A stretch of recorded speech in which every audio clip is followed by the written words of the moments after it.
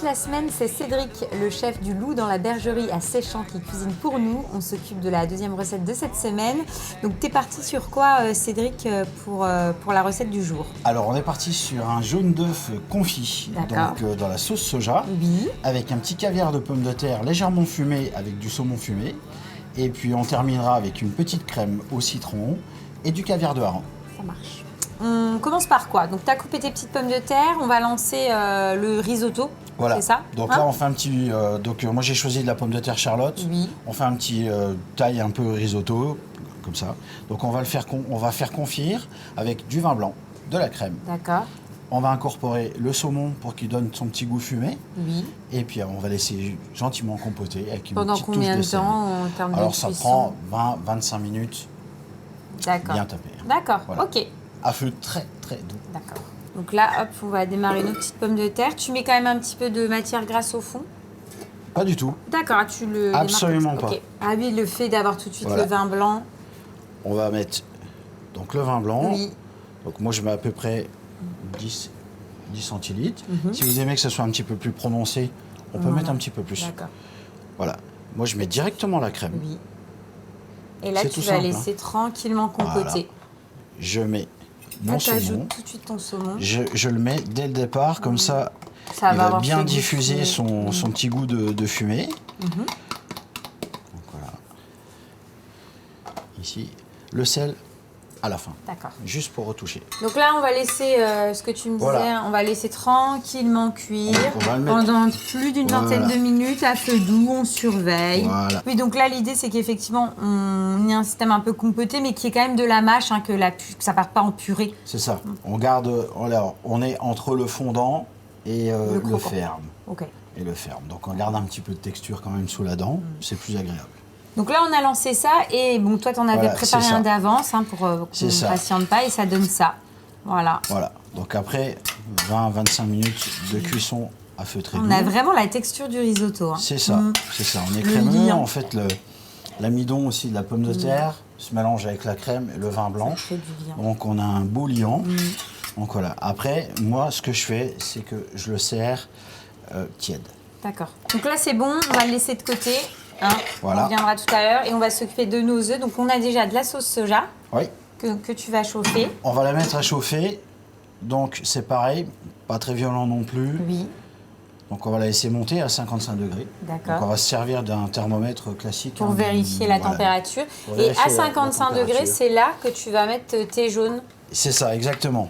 Donc que tu as déjà à 55 degrés, donc là on a clarifié les œufs, donc on a mis les jaunes d'œufs de côté.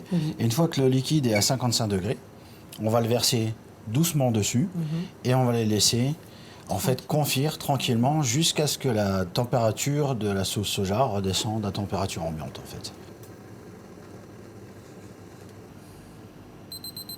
Donc là, c'est bon, c'est à 55. Oui, on a 55. Donc là, tu retires ta On casserole. retire du feu, voilà. Et donc, tu Et vas... on vient le verser D'accord, directement légèrement, sur tes œufs. voilà, sur le côté. Ouais, alors tu essayes d'y aller doucement parce que j'imagine que c'est délicat. C'est ça. Le jaune, ça reste quelque chose de fragile. Donc, que je sache à peu près, en règle générale, pour anticiper un minimum, ça va mettre combien de temps, tu penses à peu près, là, le temps que ça redescende? Une bonne heure et demie. D'accord, Une bonne heure et demie pour que le résultat soit vraiment bien. d'accord. 1h30. Voilà. Donc là, on va Ça. laisser. On va les laisser tranquillement sur le côté. Alors, ce qu'il faut faire de temps en temps, on le retourne un petit peu.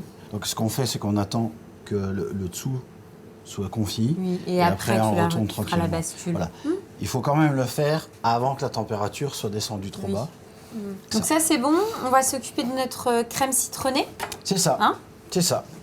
Alors, pour la crème citronnée, une bonne crème fraîche, bien classique. D'accord. Voilà. On a un travail un petit peu. Donc tu la mets dans ton Voilà, cul de poule. c'est ça. Et ensuite, tu vas ajouter... Un petit peu de jus de citron. D'accord, donc jus de citron vert, Voilà, toujours. pour un petit peu de peps en fait. Hein. Donc, un petit filet. Ici. Ici. Une touche, donc un peu de sel. Et là, on va zester. Donc les citrons ont été lavés au préalable. Hein.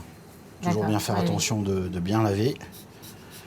Voilà. Donc là, on va terminer notre crème citronnée. Et puis, donc, tu as préparé des œufs d'avance, hein, Cédric. Oui, c'est ça. Donc, on n'a plus qu'à dresser puisqu'on a nos œufs. On a notre petite Crème préparation citronnée. pommes de terre façon risotto. C'est ça. Notre crème citronnée. Et donc, on va dresser et on goûte.